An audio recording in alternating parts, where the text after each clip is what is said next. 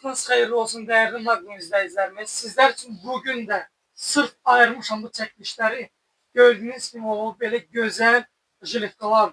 Biri-birindən güzel. Çeşitler cürə və cürə. 48 razmerdən, 46 ölçüdən, hətta böyük bedenler için de jiletkalarımız var. İster məclis üçün, ister bakın mənim əynimdə sport dizayndır. Bak bu əynimdeki model hem saroçka ilə də giyinir. Solidli modellerimiz de var. Sport da var, pol klasik, yani her cüre var.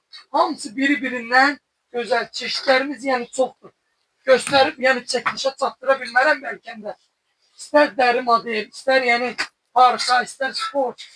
Dediğimiz gibi böyük bedenlerimiz de var.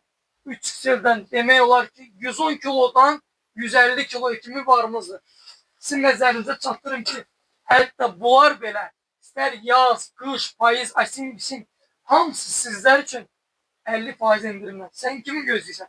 Gel al be kardeş.